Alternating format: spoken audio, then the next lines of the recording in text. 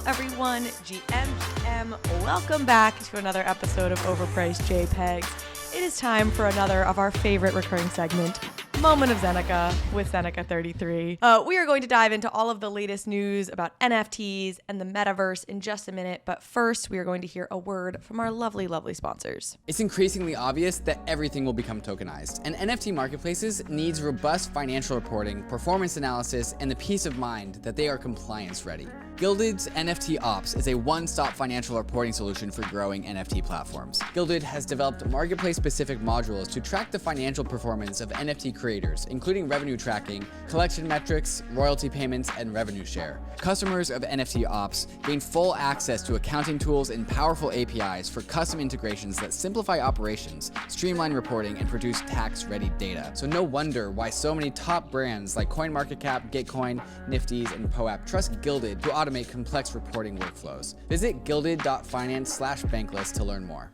Living a bankless life requires taking control over your own private keys. And that's why so many in the Bankless Nation already have their Ledger hardware wallet. And brand new to the Ledger lineup of hardware wallets is the Ledger Nano S Plus, a huge upgrade to the world's most popular hardware wallet. With more memory and a larger screen, the Nano S Plus makes it easy to navigate and verify your transactions. And the paired Ledger Live desktop app gives you increased transparency as to what is about to happen with your NFT. What you see is what you sign. The Nano S Plus gives you the smoothest possible user experience while you're doing all of your crypto things. So go to the Ledger website to check out the features of the new Ledger Nano S Plus and join the waitlist to get yours. And don't forget about the Crypto Life card, also powered by Ledger. The CL card is a crypto debit card that hooks right into the Ledger Live app, right next to all the DeFi apps and services that you're already used to doing, like swapping tokens and staking. So if you don't have a Ledger hardware wallet, go to ledger.com, grab a Ledger, and take control over your crypto. All right, welcome back. Zeneca, hello. Thank you for being here as always. Thank you for having me. It's always fun to come and chat NFTs. Always a blast. Our favorite. Okay, let's start as we usually do. General macro update. What's happening in the market right now? What are the high level trends we're seeing? Give us the update. I'm trying to remember where things were last time we chatted in the last update, but I presume it's just been crazy bullish. Yeah, you can tell me. Okay. Yes, it was bullish. So I didn't do a recap episode last week because we had a special episode with Fuocious, which if you haven't listened to, you should go listen to it. That was amazing. Oh, yeah. Amazing. He's so incredible. Anyhow, so the last episode we did was with you, and we were back to like Bluechip's sort of doing well, taking their place on the top of the top 10 projects board. We'd sort of step back from seeing all these new projects come up and have crazy volume for a week or two. They were really back. If I'm not mistaken, it was like a week after Ape Coin news. Yeah. So the dust had sort of settled on the news a little bit, but you still had Bored Ape in the top trading volume, Ape Coin, all the rest of it. So what's happened in the last 2 weeks, I suppose, since then? Kind of more of the same, where blue chips are just blowing up. Like, it's gone crazy. Obviously, we've seen Azuki rocket to almost the 30 ETH floor. It's pulled back a bit. Actually, I think it went over 30 ETH, but now it's back under. It's blue chip season. I think that's the best way to summarize the market over the last 2 weeks. We are starting to see, I think, over the last few days, like a bit of a trickle down effect even more, where so originally it was like Bored Apes, and then like Doodles were doing well, and Azuki was doing fine and trending up. But then now, like, Doodles exploded, Azuki exploded. Cyber Brokers has really just established itself as a new, basically, blue chip. But, you know, for a good period, it was like, well, that's it, but what about the rest of the market? Now I think we're starting to see the rest of the market have that flow-on effect. And we're even seeing, like, some new mints that mint out and then just rocket up to, like, 0.5, 1.5 ETH. The kind of thing that only really happens when there's a bull market. Like Ghostly Ghosts and Frank. Did you see Frank? No. I missed it. Tell me more. I have almost no idea about Frank, except that I was falling asleep last night and I was like scrolling Twitter and everyone was just talking about Frank. And to me, it seems like a hilarious Who are you following that I'm not following, that I haven't seen this? Keyboard Monkey tweeted about it. Okay. Yeah, the collection is called frankfrank, and it's this total meme project. And it's like the Discord has two channels. One is Frank and the other is Frank. And I love it. I love everything about it. I think it was a free mint. Maybe it wasn't, but it went to like a 1 ETH plus floor. And when stuff like this happens, you know you're in a bit of a bull market. I want one, but I don't want to FOMO in at these prices. Yeah. And I know it's probably going to crash, but you never know. It's only the collection's 2,000. Anyway, this kind of stuff happens when there's a bull market. So I think there's opportunities out there, but it's sort of, we're still continuing to see blue chips performing the best and sort of separate even further from the rest of the market. Frank is making me think of Kevin. There's just something about like memeable white boy names that It's so funny. that just really hit in their own way. Okay, Azuki, obviously big week. You mentioned broke 30 ETH floor at one point. That was on the back of this basically surprise airdrop they did. Is that right? Can you break down for me, honestly, because I've only been sort of loosely tracking exactly what Azuki did and how, and I know you've got some strong feelings about it. Yeah, so it was mostly a surprise airdrop. I think some people suspected it, and there was like speculation that they were going to airdrop something. And interestingly, the floor price went up after the airdrop, which almost never happens. But so they had an event at NFT LA, and I think it was Zagabond or someone was on stage talking about, Azuki and hyping people up. And then just right at the end, before he's about to walk off stage, he was like, "Oh, and by the way, check your wallets." And it was like this mic drop moment. And they just, so like, most airdrops are you actually have to go and claim the NFT, you pay the gas. They just paid the gas and sent NFTs to everyone. They airdropped 2 to everyone's wallet, and they were just immediately trading like a 3.5 ETH floor. And then the price of Azuki went up. So I think Azukis were like 15, 16, and then they just went 17, 18, 19. And so normally if they airdrop 6, 7 ETH of value, the price of the original token drops, but that did not happen. I think that's usually because there's expectation. Like people know an airdrop is coming. Exactly. So they're buying into it so they can get the airdrop. If you do it like a surprise like this, it's like, of course the value of the project goes up. When's the next time they're just going to surprise airdrop me something? And it speaks to, I think, the reason Azuki has been, it's always felt just like this outlier project in some ways. It didn't have the same level of a post-reveal dip. It just has stayed really strong, really consistently. And as I've deep dived and tried to understand why, it does seem like the quality above all else. Like they're just so consistently committed to whatever they do, they're going to do really well. And I feel like this reinforced that narrative that was why people were already bullish about them, because this was just a quality executed surprise for holders. Executing on this level that honestly I don't think I've seen since Bored Ape Yacht Club, really, in that respect.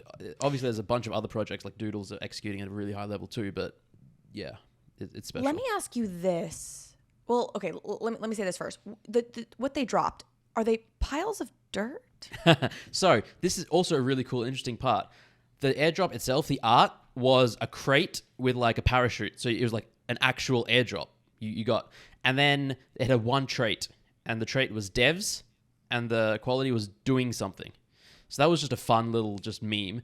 And then I think a day later, the artwork changed, and it became an open crate. I think it was, or maybe just a crate on the ground. But anyway, eventually it opened, and it was just a pile of dirt. And that was on April Fool's Day, and people were just laughing at me. And then I think maybe something started to sprout out of it, like a little plant or a tree. And then now it's like a red bean, and with like this kind of maybe a little character with eyes poking out. It's a bean. We don't really know yet. Maybe it's changed again. I haven't checked in a couple of days, but yeah. That's fascinating, changing art. Do you know technically the mechanism behind that by any chance? Yeah, I think it's fairly straightforward. You can just update it on the contract, and I think like until you like pin it to IPFS or lock it or something, you have the ability to change it. To change the artwork. Yeah. Okay. And then, so is there expectation that this will have a final form of like a beautiful something that's going to grow out of this dirt? Is that currently the speculation? I think so. I think there was speculation, when it was dirt, there was like a metaverse land play, because that kind of makes sense. But now that we see like the bean with, I think there's like a character or eyes, like a little bean coming out of it. Maybe it's like a companion or something to expand the universe, like mutants and cool pets and stuff like that, which makes a lot of sense, because at a 20, 30 ETH floor, most people can't afford it. Now there's a new entry point. Yeah, it's still a lot of speculation as far as I'm aware. So let me ask you this. This was going to be my question earlier, and I almost feel like this is a theme that may come up a couple times during this episode, just knowing what topics we have on the docket, which is,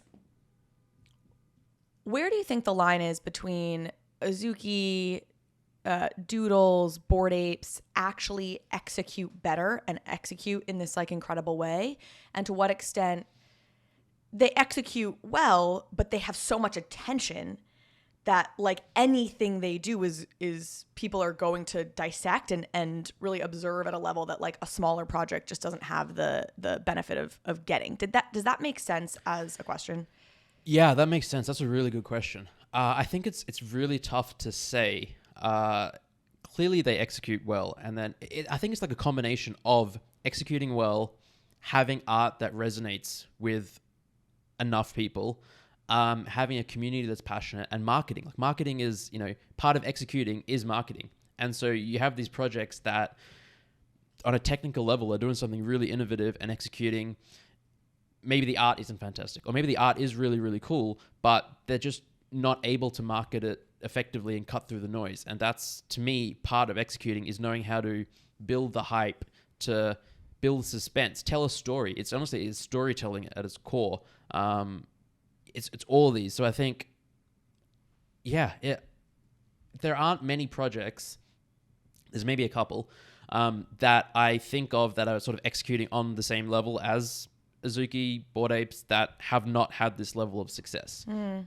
Blitmaps is one that I keep coming back to, but they don't really go out and market, but they execute. Well, because you very well may be right, and you probably are, but I do think I think of Bored Apes had the kind of great fortune of being so early and being the first to, in some ways, bring utility into the picture. And when I think about Bored Apes, and I think about so many things they actually did, not wrong, but like anonymous team, like I could go through the list of things if you look at when they first launched, things that now we would see as maybe a red flag in some capacity, that just because they were the first, it didn't matter. And so that launched them into being known very quickly, despite there's some luck to that.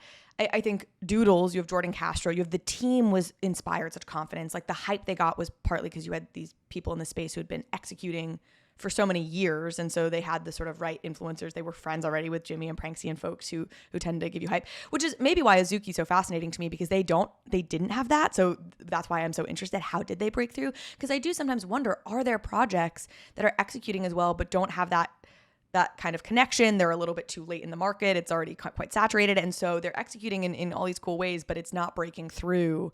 And, maybe that means they're just weak marketers. But I sometimes wonder when we laud some of these big projects, I'm like, is this that spectacular? Or are they like just executing well, but they're so big and observed that they get a lot of credit for it? There's certainly like an element of luck, and then also of when we see something worth a lot of money and that's expensive, we just inherently think it's better because of that. Yeah, that's a great point. Yeah. I think there's a phenomenon in art when the more expensive art is, the more people tend to appreciate it because they're like, well, it's worth $1 million. There must be something good to it, and they'll find a way to really like it. Whereas if it was $10, it would just be like, oh, it's just another $10 piece of art. There's nothing. So there's some. Not to mention the loyalty, like the loyalty that people have to Bored Apes and that their community has is not disconnected from the fact that Bored Apes has made them a lot of money.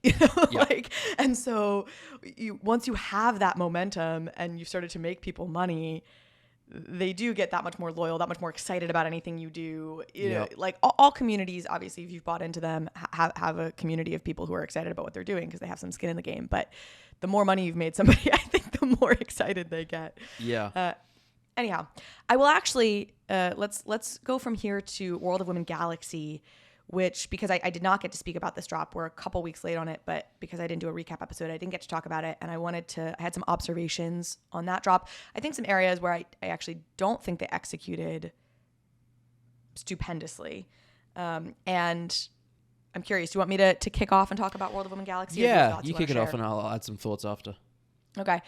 So first I should say, like, big fan of World of Women, deeply bullish on them. I do think, look, we're also early, we say it all the time, but it does feel like you are starting to have these projects emerge that just seems like it's going to be hard for them to ever, there's kind of a too big to fail element to it, which I'm sure is a top signal in every conceivable way.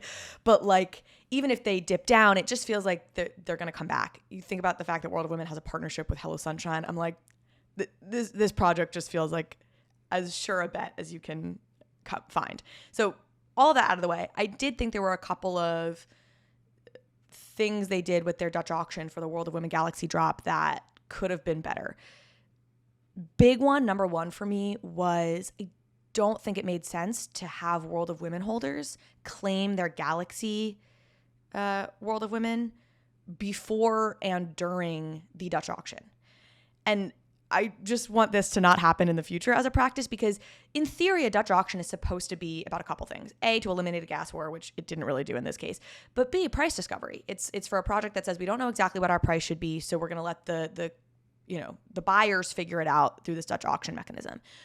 When you airdrop or not airdrop, when you let holders claim it, it stops being a price discovery mechanism, because what happens is you have the World of Women holders who now got free galaxies. For them, it's just like how desperately do they want liquidity, right? Are they willing to sell it for 1 ETH to get liquidity? And then they're selling it on the secondary market on OpenSea and undercutting the Dutch auction.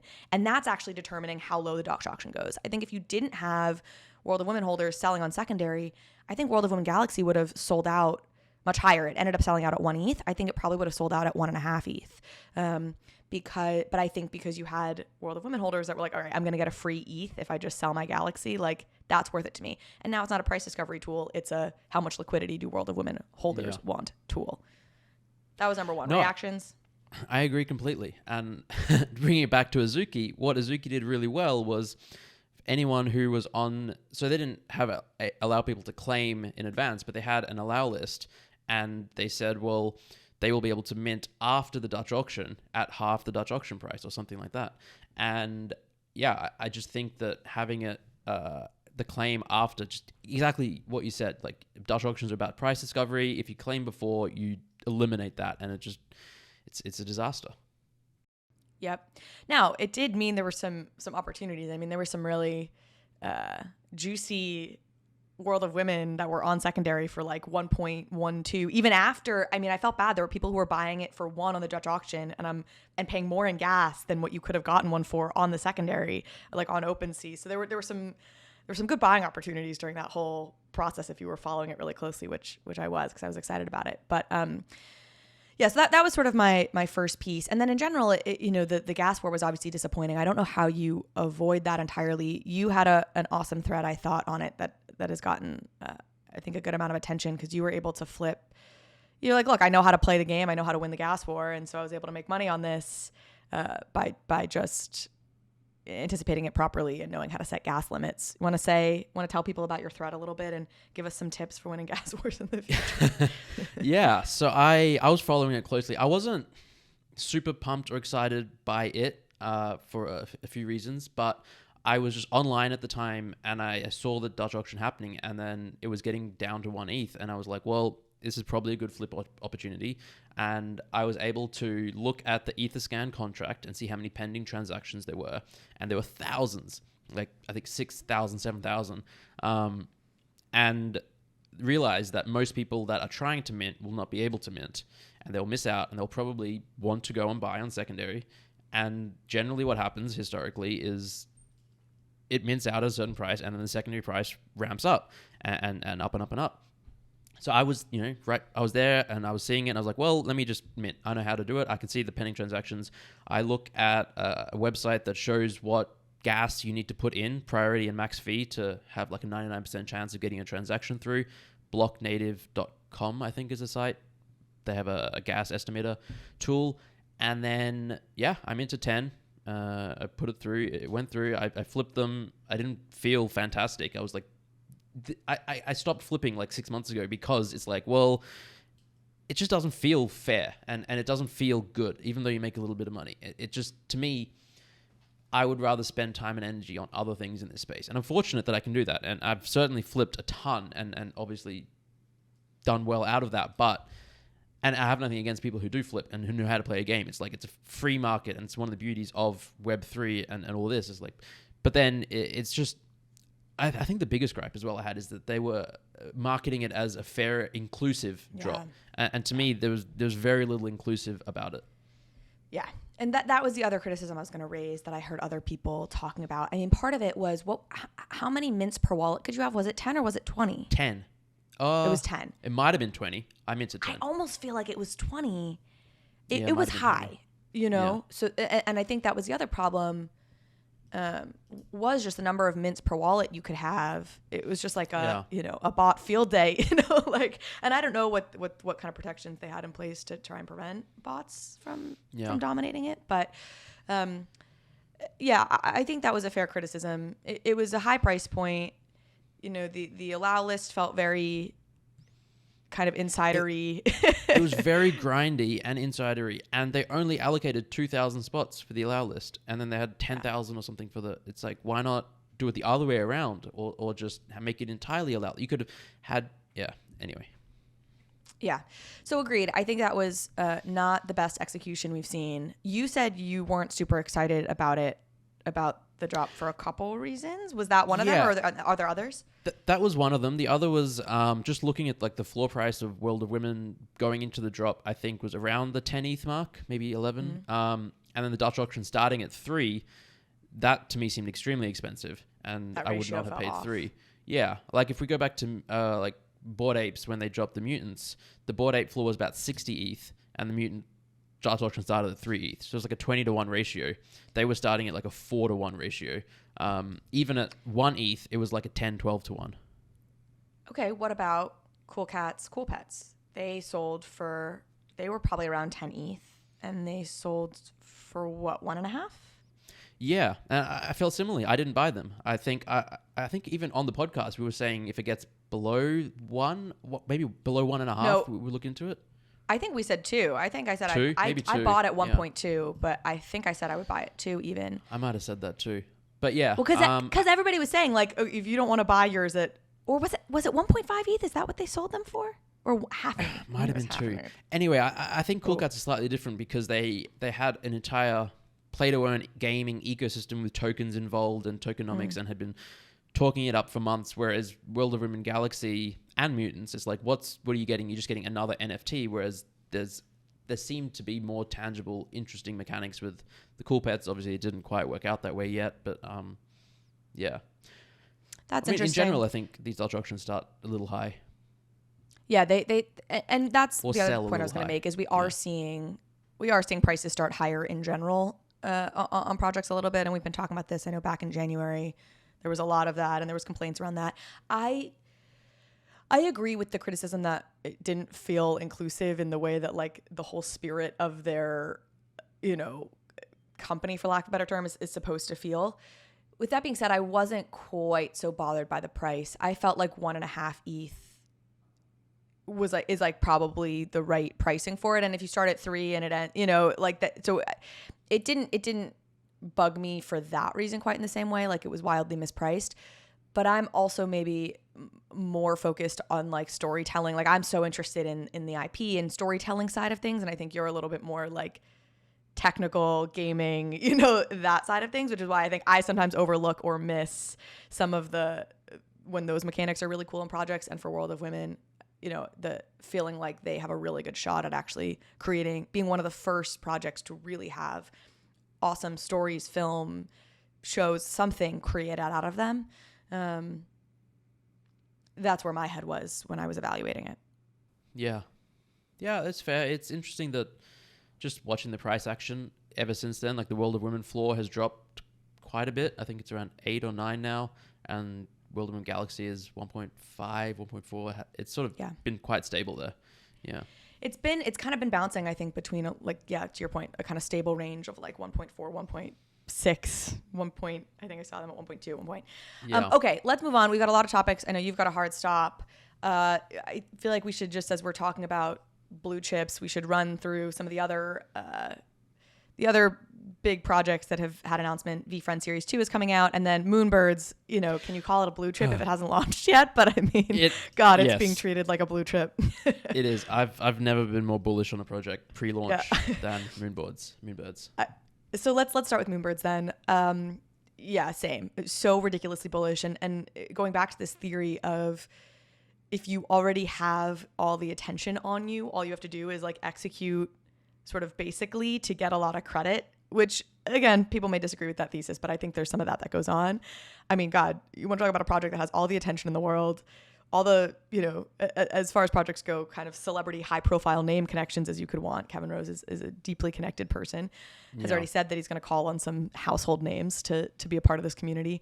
And then simultaneously a team that also is very capable of executing, like, oh baby. It's so that they were planning to do a Dutch auction at 2.5 ETH, and I think resting at 0.1. And honestly, like 2 weeks ago, so I joined Proof like 5 days ago. I bought a pass on secondary. I'm kicking myself at not buying one sooner. I've been listening to the Proof podcast since day one and all that. Anyway, in there, people were talking about how 2 weeks ago they thought 2.5 was high and it's going to sell at like the 0.3 to 0.5 range. And then just how quickly things have changed because Kevin and Ryan have like turned on the marketing button and been like, all right, now we're going to do a marketing blitz. And it is so effective. It is clear it was going to sell out at a gas war at 2.5. Well, it's hilarious. So I did an interview with their team 2 days ago, and I was actually going to air next Wednesday. And then I was like, oh my God, there's way too much hype. Like, and there's so much, it's moving so quickly that if I wait a week to air it, first of all, they're going to have done so much other press. Everything they've talked about on my podcast is going to have been hashed and rehashed everywhere else. So we moved it up, released it yesterday, but they were saying on there, the community, to your point, a few weeks ago was like, nobody knows about us. Like, how's anybody going to know about Moonbirds? Like, you need to make sure you market, a bit, whatever. Yeah. And now the whole community's like, stop marketing, stop. Yes. There's way too much hype. Turn it off. Yeah. It's really funny. So that flipped fast. And one of my questions to them, because in their very first Twitter space, they're like, yeah, we're starting the Dutch auction at 2.5. We don't expect it to sell out at 2.5. Yeah. And that was one of my first questions. I was like, you don't expect it to sell at 2.5? They're like, no, now we do. And now we're quite concerned that the problem is, we're going to have gas wars at 2.5. So they made a change as of this morning. Do you want to tell folks what their announcement was this morning? Yeah. So they are moving to a raffle system where you will have to sign up via Premint, which is just a website that basically every project uses now to collect wallet addresses and stuff. You'll have to verify a Discord account, a Twitter account, do a captcha, and ensure that your wallet has 2.5 ETH in it. It will be a flat price at 2.5. It won't be a Dutch auction.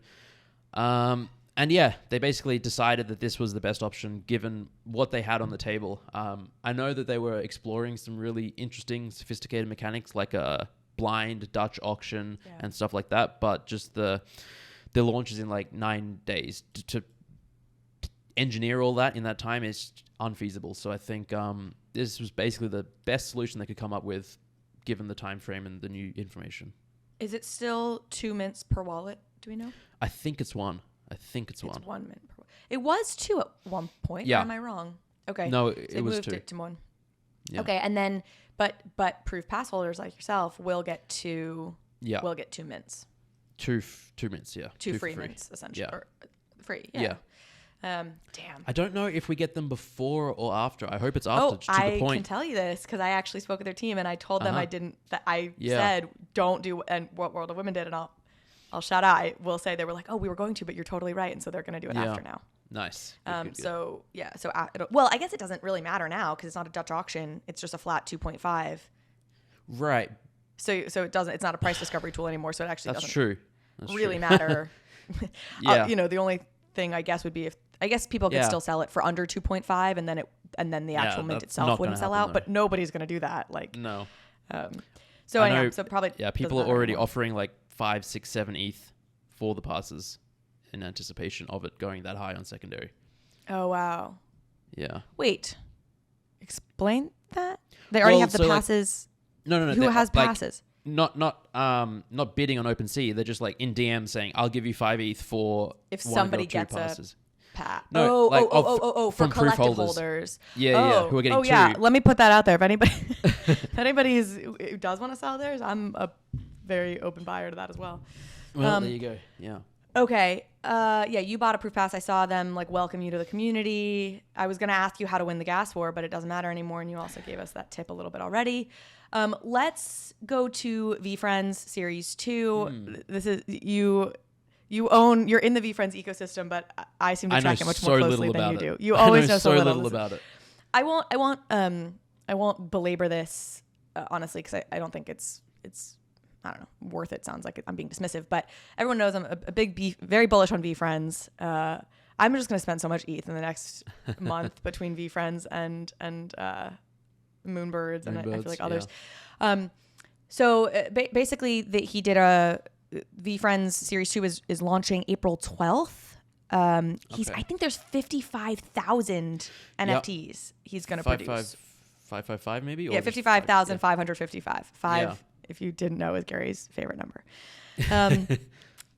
There's a 12.5 day period, 12.5 days being like the title of his recent book, 12.5 day period where if you're on the friends list, you can mint. And to get on the friends list, you had to hold book game tokens, which we've talked about on the podcast before. And it was like out of the 120,000 book game tokens, 32,000 book game tokens were going to be selected for like friends list access. And then whatever the corresponding wallet was would get on the friends list. I had crazy luck on this. I never get this. I had sold a ton of book game tokens, turned a nice little profit on them, was holding 5 book game tokens. All 5 of mine hit. What? So I get to mint 5 VeeFriends Series 2 luck. off the friends. Ridiculous luck. I was nervous. Lucky. Did you look? Have you looked what your I have 11 and I got 5, and that's really lucky. Yeah. 5 of 5 hit for me. Ridiculous. Crazy. So anyways, we both have 5. Okay, cool. So you did check. So you're sort of up on what's going on. I checked. In Yeah. VeeFriends. You checked. You knew. And so yeah, I'll be minting all 5. We also, as Series 1 holders, get a couple freebies, I believe, that's cool. that correspond to our character. And my goal on this one for Series 2, I went for the cheapest, and if I don't, I'll say it, kind of crappiest characters. When I minted, the first round, I was just trying to spend the least money possible. And this time around for Series 2, I think I want to flip and or just buy a nicer character is I think the goal I have for VF Series 2. Nice. Anyway, and then there'll be a public sale that'll happen after the friends list. No utility. He's okay. This is very much I'm sure he'll probably end up doing things because he's Gary, but this is really his IP play, right? I think he's effectively convinced enough people that he's going to make these characters matter, as he says. And this is really a collectible play. And he's doing the kind of Gary thing of people are going to underestimate it. People don't understand what I'm going to do with this. So again, I'm sure there will be, there'll be all sorts of benefits you'll get as a Series 2 holder, but he hasn't, as far as I know, hasn't signaled what any of that is and has been clear, this is not the same kind of utility play in the way that Series 1 was. Interesting. I'm still bullish. Yeah. They'll be priced at $995, which will be priced in ETH the day before they launch. So basically whatever the price of Ethereum is the day before the sale goes live, they'll figure out what in ETH $995 is. At current prices. Exactly. Yeah. It'll be about 0.3. This is kind of expensive, but also not. Yeah. Also, not when you consider that Series 1 is at 16 ETH, and it seems highly likely that these will pop to a couple ETH at least. Yeah. Pretty immediately. If you're starting on your NFT journey, you need MetaMask. This is your tool to unlock the world of DeFi and NFTs without giving up custody over your private keys. MetaMask is both a secure in-browser wallet and also a secure bridge for your hardware wallet so that you can connect to any Web3 enabled website. You can now trade tokens with any DEX or aggregator. MetaMask Swap gathers real-time pricing information across the DeFi exchange ecosystem, allowing you to select your best price while getting all of the MetaMask benefits of self-custody, lower gas costs, and increased transaction success rates. MetaMask also has a fantastic mobile wallet, which I use while I'm out and about. And I use it to collect POAPs, NFTs, and use it for all my DeFi things while I'm away from home. If you haven't downloaded MetaMask, you gotta try it out. Download MetaMask for desktop and mobile at metamask.io, or load up your Ledger, Trezor, Keystone, or Lattice hardware wallets so that they too can get into Web3. RARIBLE is the NFT platform that's leading the charge into the multi-chain universe ahead of us. Available on Flow, Tezos, Polygon, and of course Ethereum, RARIBLE is the perfect place for NFT newcomers, profile picture collectors, and experienced NFT traders. RARIBLE has a variety of NFT features that set it apart from other NFT marketplaces. They have a native messaging function allowing you to DM your friends or haggle with sellers. They also have a mobile app on iOS and Android with a built-in NFT portfolio tracker tool so you can easily check the value of your digital art portfolio. RARIBLE is built on the RARIBLE protocol, a multi-purpose, open source, and community-governed NFT protocol that helps build products and services across the NFT ecosystem, including white label marketplaces tailored to specific NFT communities. So go to rarible.com and start discovering and trading NFTs, putting in floor bids to join PFP communities, and DM with some brand new internet friends. Okay, also in the Vayner ecosystem, Vayner Sports Pass went live. This is actually something that's being run by AJ Vaynerchuk, Gary's brother. And there was a little bit of drama there. There's a lot of failed out-of-gas transactions. It was like in the millions of dollars worth of failed transactions. And AJ said, hey, we're going to reimburse folks for failed gas. We're making this right. We're sorry about that. Whatever.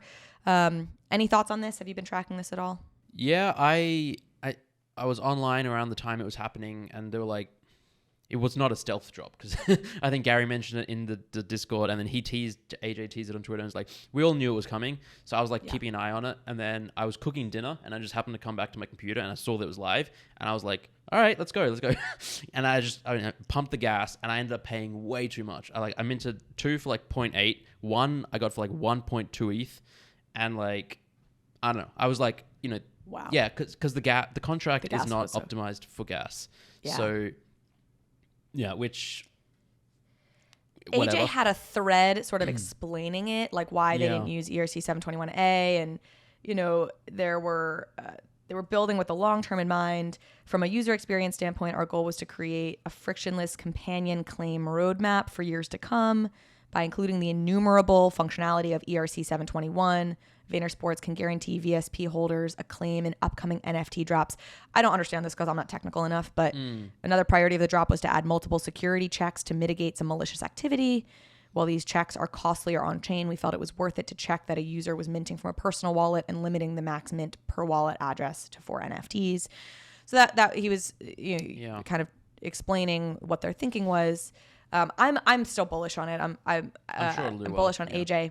I have a friend who they're at like 0.4 last time I checked, which I may hop in and buy 1 or 2. But I have a friend who worked at VaynerX like very early days, like when it was like still a startup, and worked closely with Gary and AJ. And she's thinks very highly of both of them, but she's like, AJ's the real brains. She's like, AJ's a genius. Okay. She's like, Gary's out there, the front man, alpha. but she's like, AJ's brilliant. So obviously both brilliant, but that's AJ's a little bit less, fewer people know him, but right, he's apparently very talented. So bullish. And the premise here is basically, that AJ Vayner Sports has like 100 athletes signed to them at least, and obviously they're both huge sports fans, very connected in the sports world, and so this is really a utility pass that's supposedly going to have various benefits, tickets to things. They were throwing out World Series and Super Bowl tickets. I'm sure there'll be like raffles for those kind of things, and I'm sure there's the sports card play. You get access to future NFT drops that I'm assuming will be kind of sports card-esque. I don't know. Yeah. What made you buy in? Just bullish on the Vayner ecosystem? Pretty much, yeah. I figured everything that they've done ever has basically done well, especially in the NFT space. And yeah, like sports and NFTs has not really taken off yet. Like obviously Top Shot and stuff, but like in the utility sphere, and I think it's going to. So I think they'll find ways to add value and build out the ecosystem, and yeah. Yeah. Do you have thoughts on like Autograph and Candy or any of these other sports marketplace, like sports card marketplace? No, I'm not very clued into them. Yeah. That is funny. It is true. Everything they touch does well. Turn to gold. So hard to bet against them. Yeah, pretty much. Okay, couple other topics here. Have you been following the ApeCoin staking? I'll call it a saga. A little bit. Yeah, a little bit. So there was the initial proposals put forward by the board, and then they looked like they were going to get approved, and then the community sort of spoke and was vocal and said, we don't like the lack of clarity in these proposals, so ape holders voted against it. And then it's like back to the drawing board and then trying to come up with a new solution that people are happy with. And I know that there's like a lot of slightly different takes and options. I find it fascinating. I haven't followed it closely. I would love to. But it just, to me, is like this magnificent experiment in governance at a really high level and global level, including lots of people, lots of money, lots of attention in the NFT space. So, yeah, I mean, I don't really know what the drama is, I guess. Well, and drama is probably not the right word. It seems like it was actually very civil.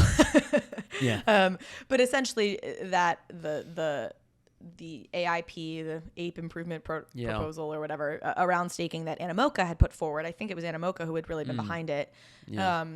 At the launch had been voted against. It felt like there was maybe a little bit too of this sense like Animoca was a launch partner of Ape Coin, and I don't. This is actually something I'll get into, but so we don't know exactly, but seemingly got a very healthy chunk of Ape Coin, or definitely got a very healthy chunk of Ape Coin, and sort of this sense like, okay, you feel like an insider in a way that just out the gate makes us feel like we don't want to just accept it as it is.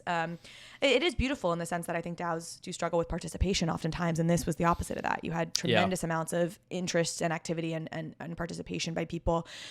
I was reading a thread. It looks like Dingaling and Machi Big Brother and Jimmy. I don't know Machi Big Brother actually, but those three have been leading a charge around just a slight modification or variation on the original proposal that seems interesting. Yeah. So I'll be very interested to see how this plays out. This gets me to part 2 of this, and maybe why I call it drama, though again, maybe not. Our mutual friend John Rogers did a deep dive, like read through all the fine print on Ape, and was just raising some questions. Specifically, there are 3 launch partners that all got Ape Coin on the launch of this, and they're not named. They're just launch partner 1, launch partner 2, launch partner 3.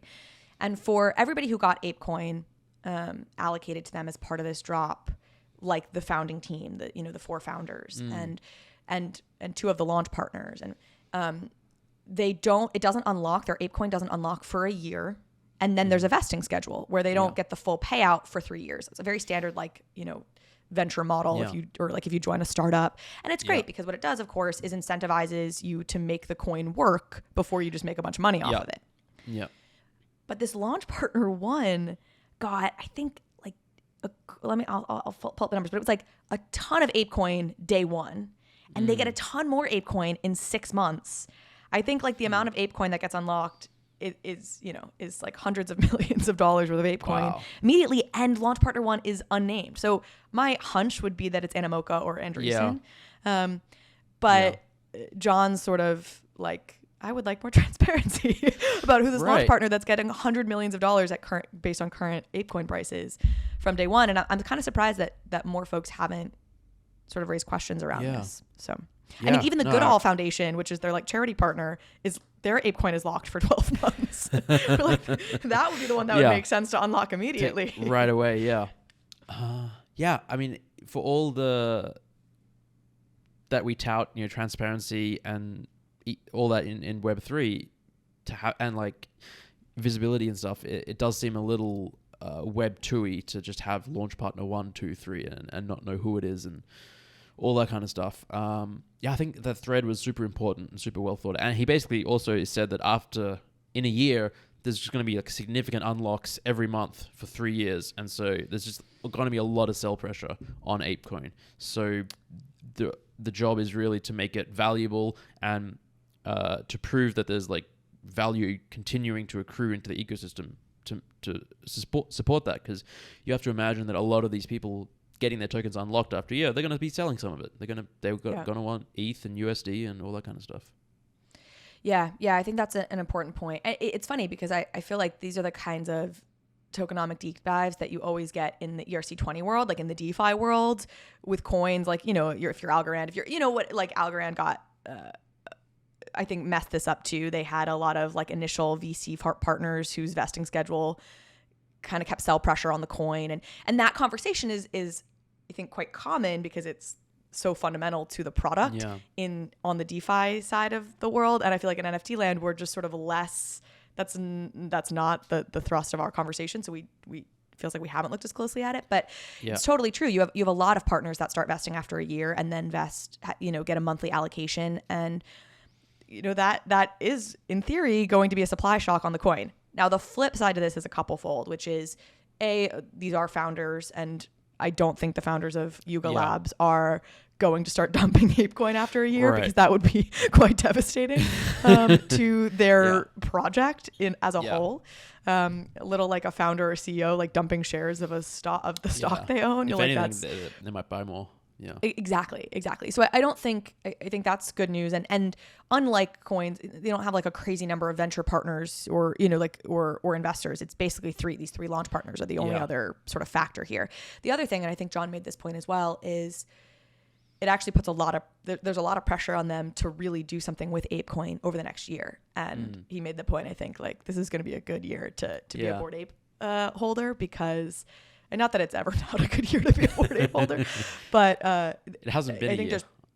Yeah. Oh my God, that's so insane. This is ridiculous. Yeah, that's insane. But their incentive is certainly to create a lot of utility for this coin over the next year. But in advance of some of this unlock happening, to prevent just a crash of the coin when supply hits.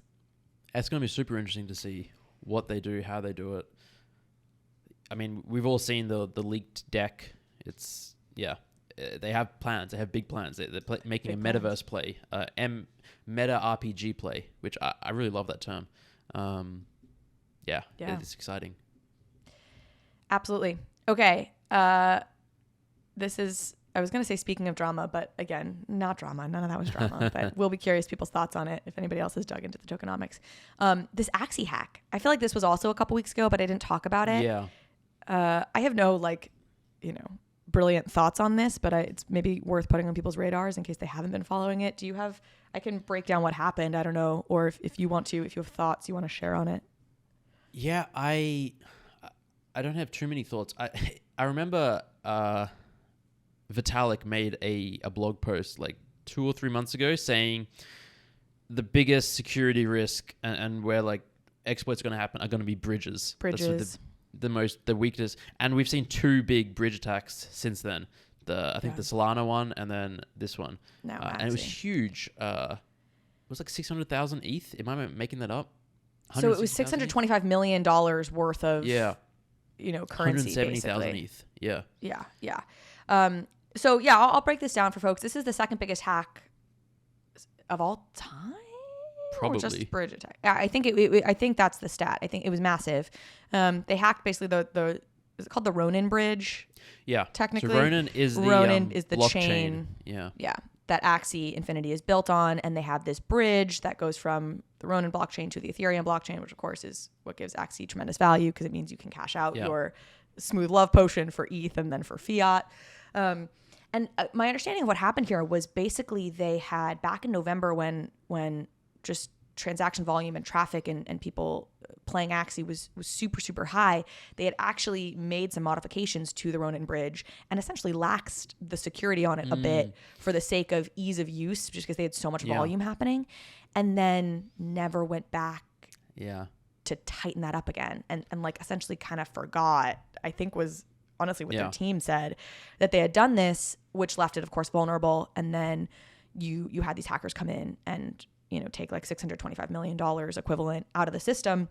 What's interesting is I feel like we have seen with these other hacks, negotiations reached, or where, the hackers and whoever they stole from kind of reach a settlement and they'll give some money back, because it is really hard to actually withdraw funds because, all these exchanges have KYC at this point. It's very hard to hide who you are ultimately if you're trying to cash out stolen ETH into fiat.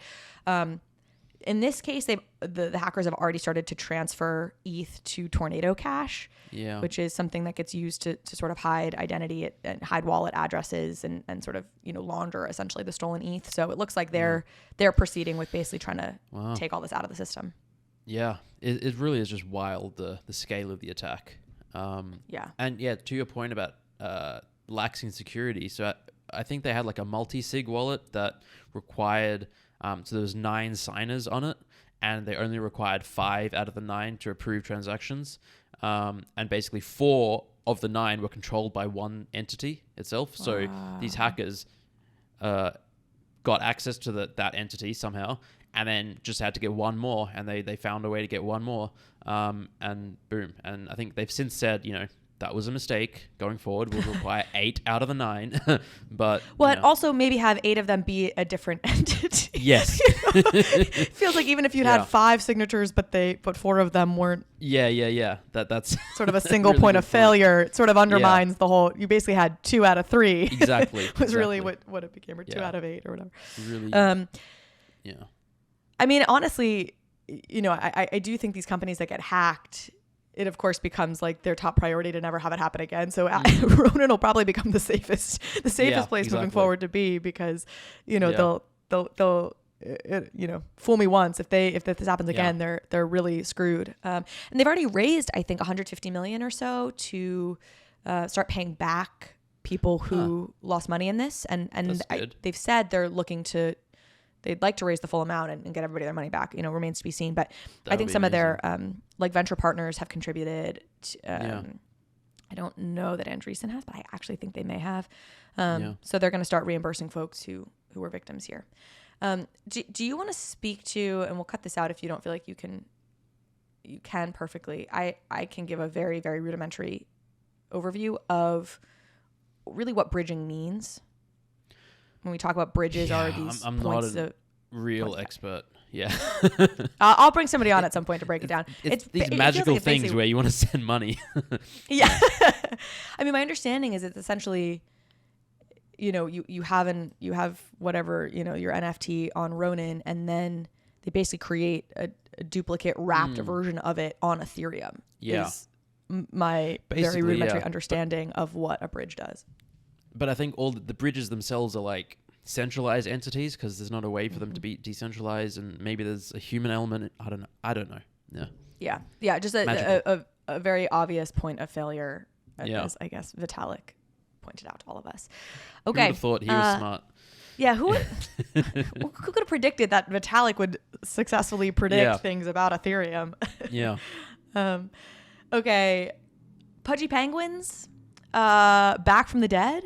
You had a tweet joking about, well, what did your tweet say? I can pull it up here. Something to do with Pudgy Penguins proving rule 1 of NFTs. Which is never sell your NFTs. Never sell NFTs, because so many projects that go to zero or just drop heaps come back. Obviously, lots don't, and they just completely die. So it's a very facetious rule. This is my theory about being hyped enough. Like, if you the too big to fail thing that I was mentioning earlier, and also the like, if you get enough eyeballs on you, like, you can kind of do anything, and like still, if you execute at a basic level, you'll get hyped, and if you don't, you're still fine. Yeah.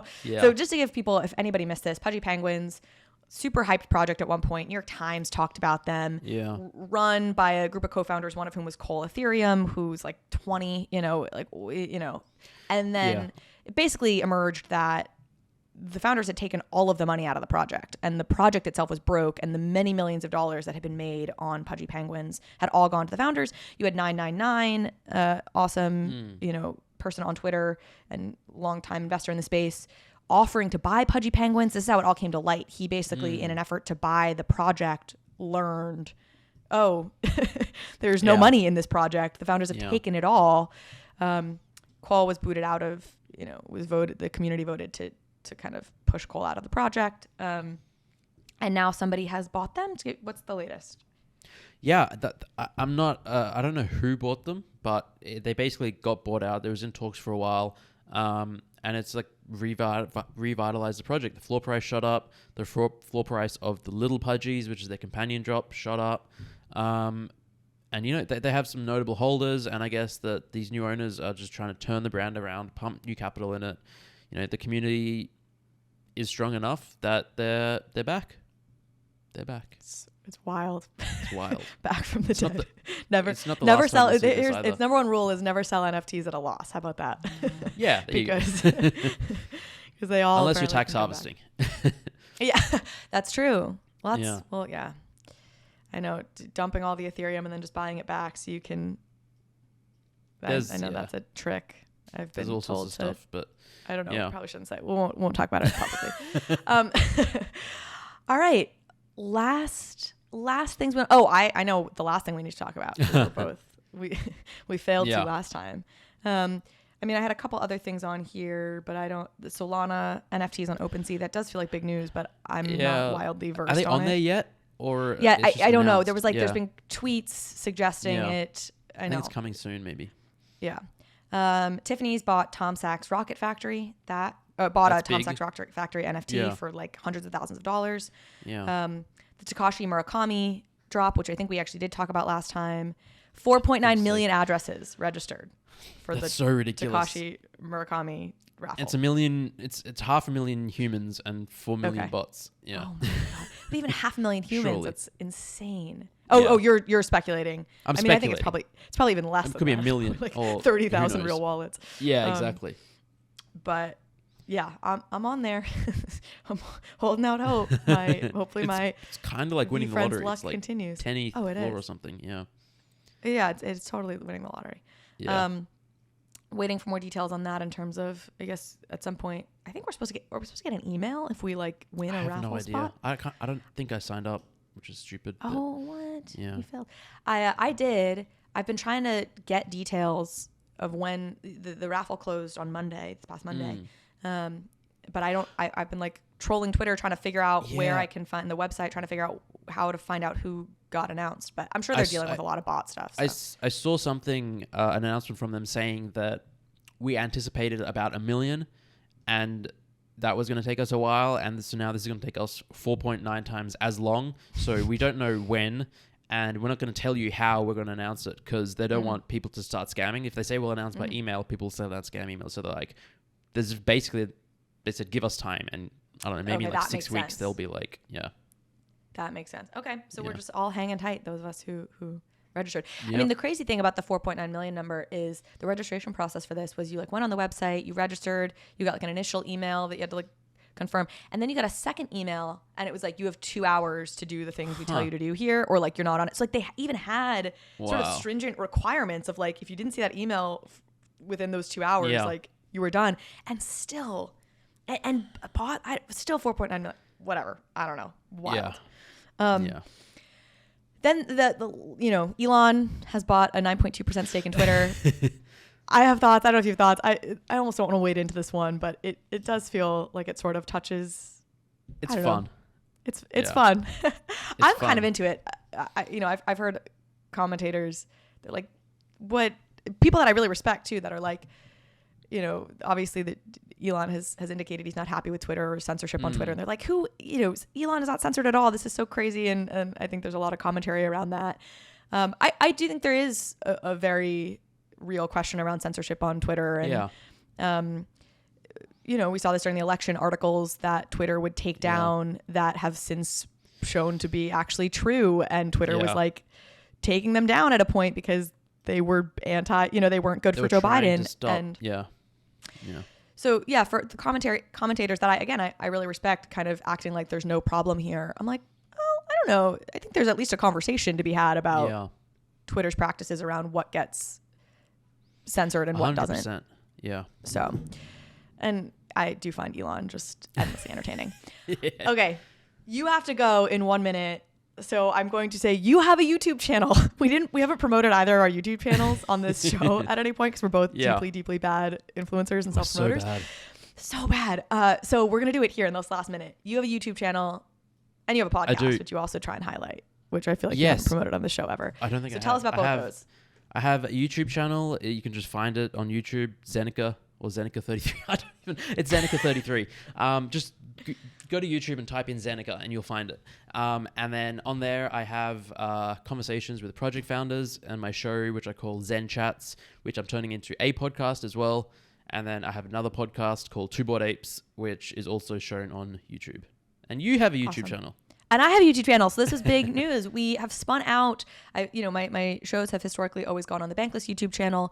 They will continue to go on the Bankless YouTube channel for the foreseeable future. But at some point, we will rug y'all, and they will stop being on the Bankless YouTube, and they will only be on the Overpriced JPEGs YouTube channel. I'm coming at basically. You need 30 days. You need to have like at least 100 subscribers in 30 days before you can create a custom URL for your YouTube channel. I don't know if you also discovered this, Zeneca. So I don't have, that's why it's annoying. We don't have like easy YouTube URLs to be like youtube.com/overpriced overpriced JPEGs. Yeah. So I'm like, I think I'm 2 days away from the 30-day mark when I can have a very easy to promote Nice. URL, which is partly what's kept me from promoting it up to this point. Yeah. But we will link to it below. Go subscribe to the Overpriced JPEGs YouTube channel. We'll do some fun stuff on there that you won't get on the Bankless YouTube channel. And with that, I think we're at time. Awesome. Thank you so much. Awesome. Thank you. Always the best. We will All right. talk in a couple weeks.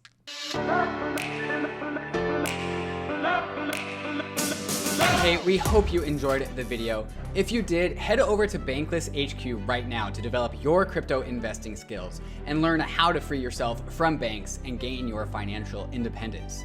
We recommend joining our daily newsletter, podcast, and community as a Bankless Premium subscriber to get the most out of your Bankless experience. You'll get access to our market analysis, our alpha leaks, and exclusive content, and even the Bankless token for airdrops, raffles, and unlocks. If you're interested in crypto, the Bankless community is where you want to be. Click the link in the description to become a Bankless Premium subscriber today. Also, don't forget to subscribe to the channel for in-depth interviews with industry leaders, Ask Me Anythings, and weekly roll-ups where we summarize the week in crypto and other fantastic content. Thanks everyone for watching and being on the journey as we build out the Bankless Nation.